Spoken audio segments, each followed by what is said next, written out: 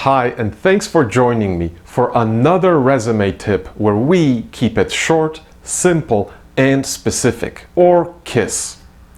Did you earn any professional designations? Those are the letters that would appear after your name, such as MBA, PhD, CHRP, PMP, and there are many others in all the different industries.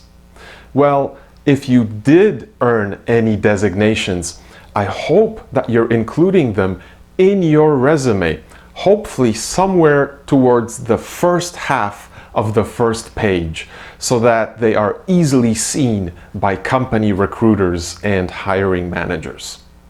However, you might experience a problem if you include your professional designations right after your name in the header of your resume and you upload your resume to a company database.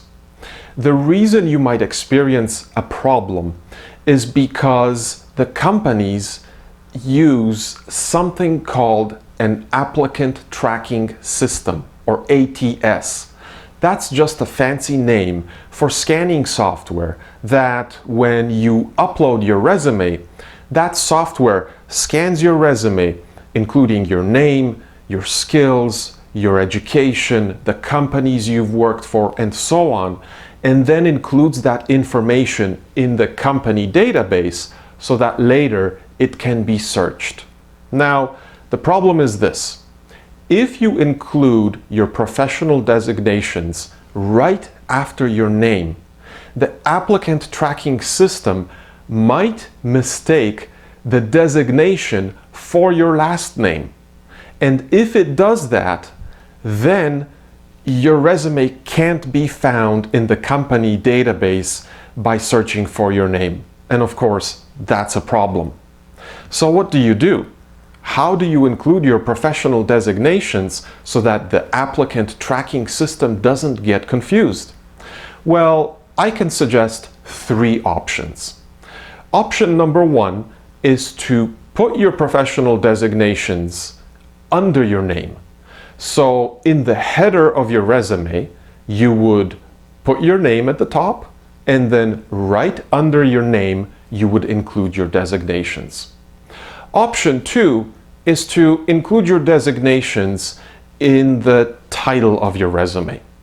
So under your header, you have the option to include a title. So for example, if you're a mechanical engineer, or that's the type of work you're applying for, you might put the words mechanical engineer right under your name, address, and contact information.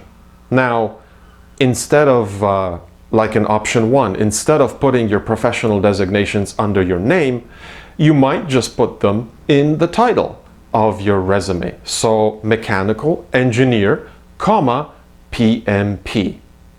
That's option number 2. And option number 3 is to include your professional designations either in the qualifications summary of your resume or in the profile statement.